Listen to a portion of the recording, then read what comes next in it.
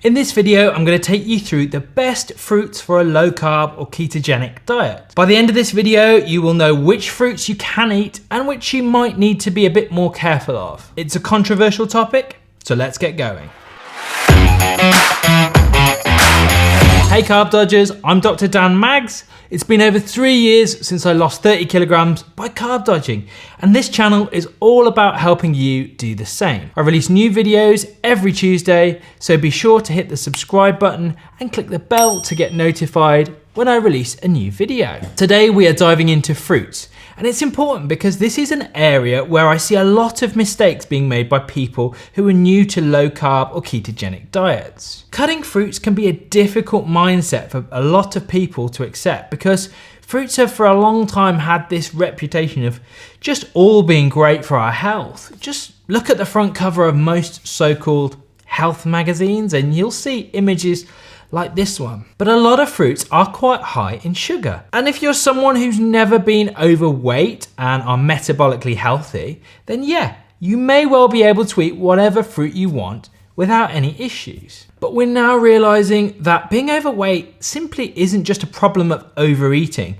but there's a degree of metabolic damage that goes along with it. So I'm not saying that fruits are simply bad, but if you're trying to lose weight on a low carb diet, then you'll probably need to be mindful of your fruit intake in order to be successful. And I know I won't have convinced everybody that fruit should be restricted because, well, haven't humans always eaten fruits? But just consider this. In the modern world, fruits are not what they used to be. Many modern fruits have been selectively bred to be more palatable and easier to eat than their naturally occurring versions.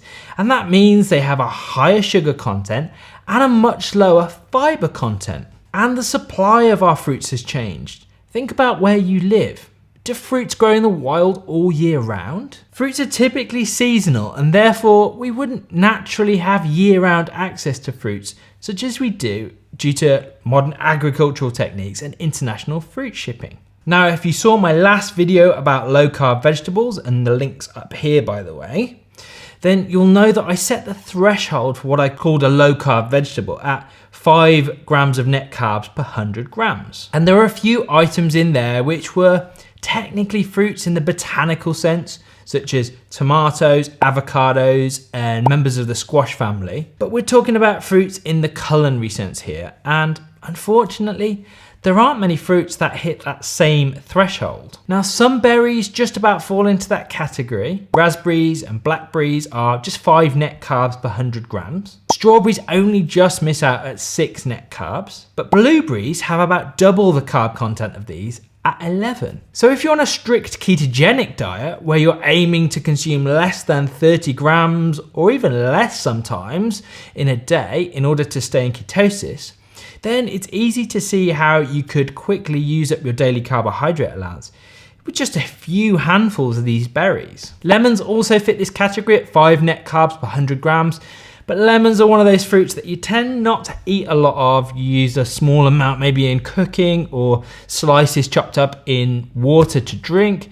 So from that respect, you're pretty good to go with lemons. And if you're not on a strict ketogenic diet, then you may be able to consider some of the fruits with a slightly higher carb count. For example, the flesh of coconuts has 6 net carbs per 100 grams. Melons are also a really good option here. Cantaloupe at 7, honeydew and watermelon at 8 grams of net carbs per 100 grams. And with all these fruits, you just have to be aware of portion sizes because after all, fruit is nature's candy and it can be quite easy for some of us to consume large amounts of fruit. For example, 1 cup of watermelon weighs about 160 grams. So that's 11 or 12 net carbs per cup. Peaches and apricots are another fairly decent option at 8 per 100 grams. So a single piece of fruit weighing about 150 grams will be about 12 net carbs in total. And the carb counts just keep going up from here. At 10 net carbs per 100 grams, we find oranges, plums, and cherries. At 11, we've already mentioned them, blueberries. At 12, we find apples, pears, kiwis, and pineapples. At 13, we find mangoes. Jump up to 16, we find grapes, which I've always thought were better consumed as wine anyway. Right up to bananas at 20 grams of net carbs per 100 grams. And if you know of any fruits that have a higher count than that, then please let me know in the comments down below. I hope this has been useful, but before I go, I just want to put this into a bit of context. All these fruits, even grapes and bananas, are still way below the carb content of many of the sugar-filled snacks that we encounter on a day-to-day basis, and are far better than reaching for dried fruits like raisins, which have about 75 grams of net carbs per 100 grams.